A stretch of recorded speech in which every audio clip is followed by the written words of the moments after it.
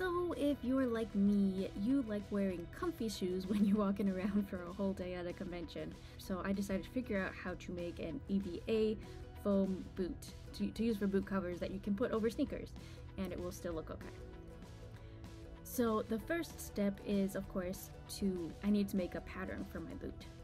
So I use this boot that I have, and first I'm going to wrap it in plastic wrap to protect it so that I don't destroy the boot while I'm making my pattern for the boot cover. And then I'm going to cover it in strips of duct tape.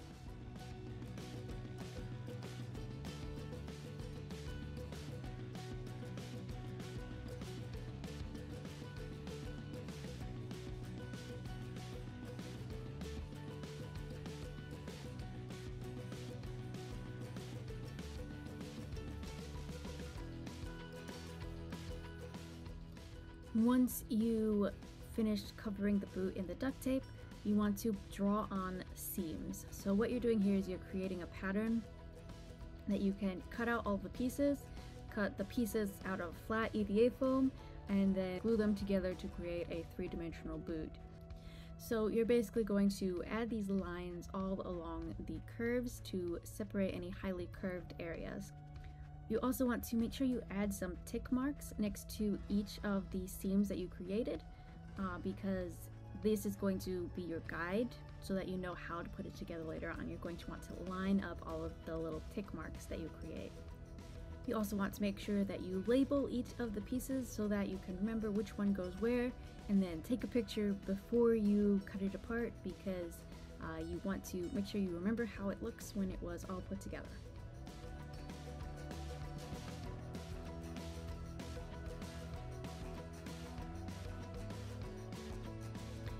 After that, you are going to cut out all of the pieces along the seams. Clean up the pieces after you're done, like clean up the plastic that's around it so that it doesn't become too bulky, but just cut out all the pieces.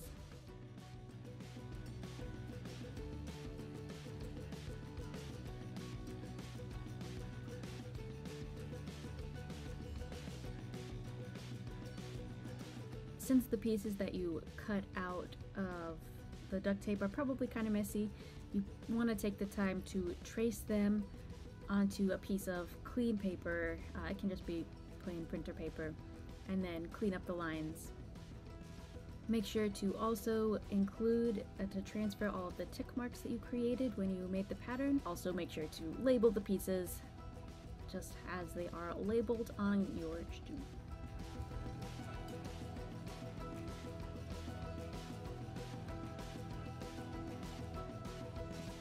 The next step is pretty simple. You just want to trace all of your pieces onto the EVA foam that you're using. I used 4mm EVA foam. Make sure to include all of the labels and tick marks.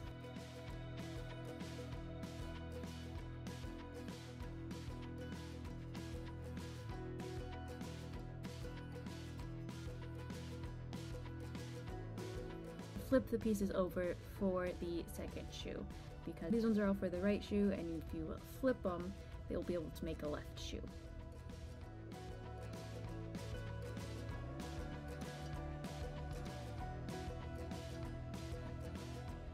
You also want to make sure that you cut out 2 pieces from along the inner edge of the boot. This is because we're going to use Velcro here to attach them together so that I can overlap them and use Velcro. Next, you want to glue all of your pieces together. I used hot glue, and I do not recommend using hot glue. That was a bad idea because it started to, of course, come apart when I started using the heat gun on the shoe later. So do not follow my example. Use contact cement. That will do way better. It's just you can't use contact cement inside, and it was kind of cold outside that day, so I thought, hey, I could use hot glue. Don't do it. Don't do it. Use contact cement, but use contact cement in a well-ventilated area. I made it work, but it would have worked way better if I had just used contact cement to begin with.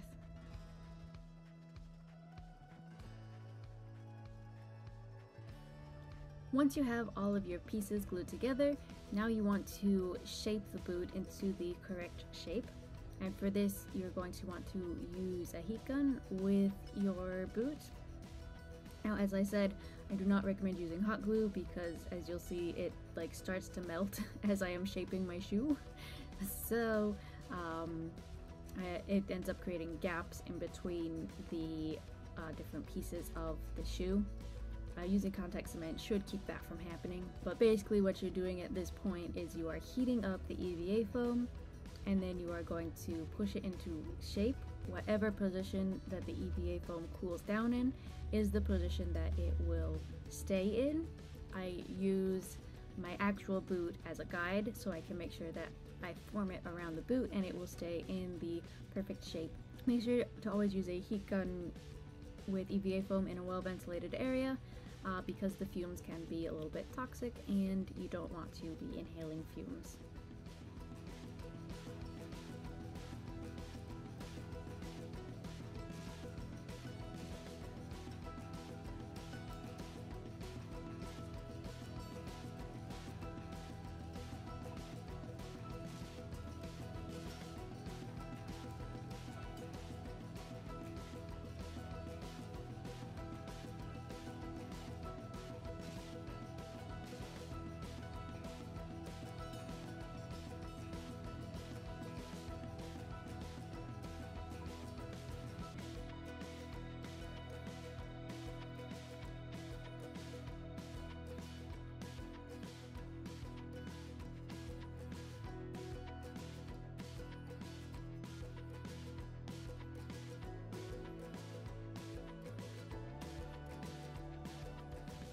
Now, since I have a lot of gaps in my shoe because I used the glue gun instead of contact cement, I need to fill in these gaps before I can start sanding it, because if I don't, the shoe's just gonna start falling apart.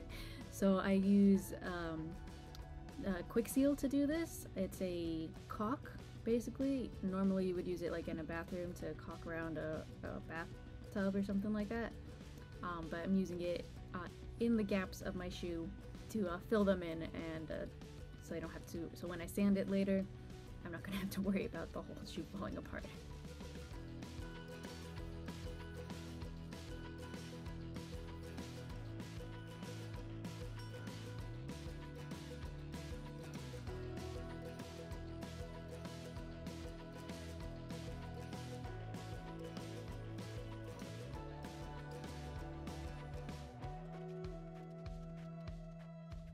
Now it's time for some sanding, so I use a Dremel to go over all of the seams so that I can get them smooth and look more curved. You don't have to use a Dremel, you can use sandpaper too, but it's going to go a lot faster if you use some kind of rotary sanding tool.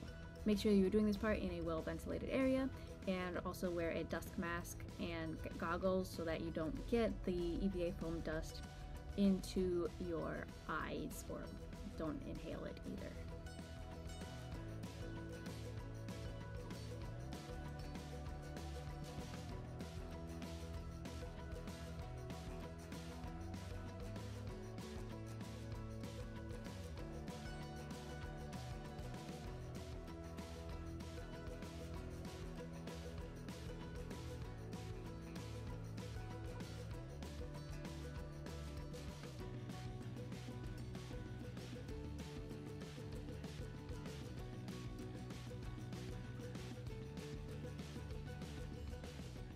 Once your shoe is shaped and sanded, what you want to do is add elastic to the bottom of the boot cover. This way it will stay on your shoe, it'll stay on your foot. So I added two pieces of elastic to the bottom, one in like the middle of the foot and then one towards the front, and I just glued it on with hot glue. In this case, it is perfectly okay to use hot glue since I am not going to be heating up the shoe anymore. Add another piece to the front of your shoe so that it will have a better hold on your foot and the top of it won't like keep bouncing off of your shoe.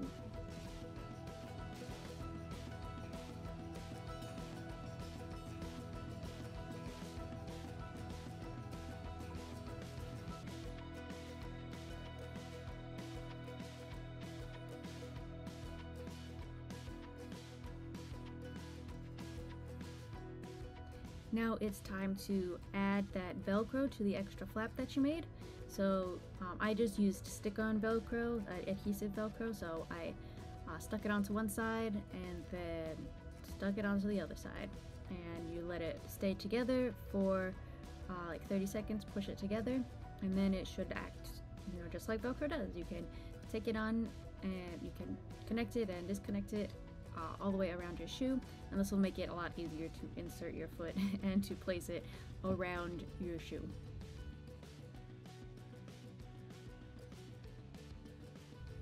And now you can easily wear your boot on top of any kind of footwear that you want. And now I can take the boot on and off pretty easily, and it'll fit over a sneaker or any kind of comfortable footwear that you want. And it's very easy to take on and off. Now all I have to do is paint it to have the final boot.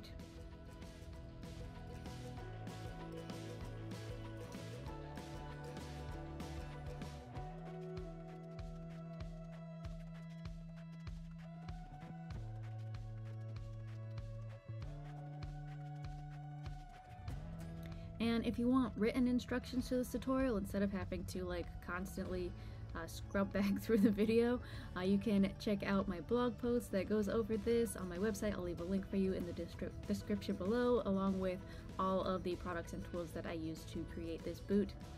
Happy cosplaying!